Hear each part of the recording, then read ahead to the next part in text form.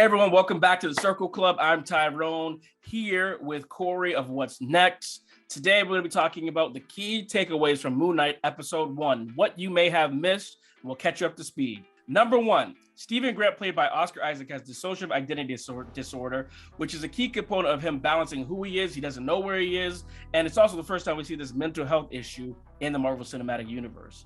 Number 2, Stephen Grant can sometimes go days without remembering anything. Stephen fears falling asleep because he ends up in random locations to the point where he'll literally strap himself to his bed so he won't go anywhere. Number 3, Stephen works at a museum, or so it seems he does. There's a lot of confusion about who he is, where he works, where he lives. There was sand on his bedroom. Like this guy doesn't know anything of what's going on right now. Number 4, Stephen lives in England, but has an exaggerated British accent. But the person he was speaking to on the phone, named Layla, sounded American and didn't understand why he had that accent. Number 5, Arthur Harrow, played by Ethan Hawke, is some sort of religious or cult leader associated with the goddess Ammit, who sees Mark as trouble for the greater good. Number 6, Arthur judges where people sit with the goddess Ammit, saying they are brave to serve their goddess before she awakes, which tells us what his ultimate plan is. And ultimately, what they're doing is deciding who is good and bad at the end of the day. Number 7, the old woman who gets judged says she's been good her whole life, which Arthur says he believes, but perhaps it's her future that hasn't happened yet. This is another example of Disney showing destiny in the MCU. We saw this with Kang, the Ancient One, and this is a big part of this next phase that we're in. Are things destined, or can they branch apart and exist in the world? Number 8, we still don't know Stephen or Arthur's powers and how they work. They give you a little indication of it at the end. However, it's still a mystery. Number 9, we can't rely on this story's perspective because Stephen is an unreliable narrator. Stephen hears voices in his head, but it's hard to distinguish if it's reality, his mind, or Mark.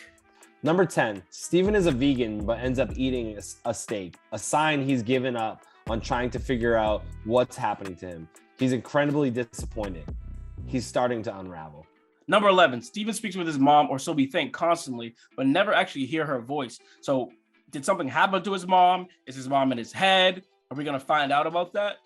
Number 12, Arthur appears to think he's acting righteous on behalf of Ammit, even stating she could have stopped Hitler or the Armenian genocide, giving you flashes of a Thanos-like character who thinks the actions that they are doing are for the greater good.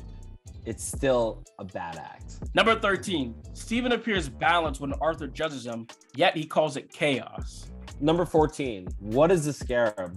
Most MCU artifacts appear to be very important. What significance is this going to have within the series? And number 15, Moonlight physically transformed himself from Stephen's body, which shows it's not a costume. Thanks for watching, guys. For all you MCU nuts out there, hop on over to the What's Next channel where me and Tyrone take a deeper dive into episode 1 of Moonlight.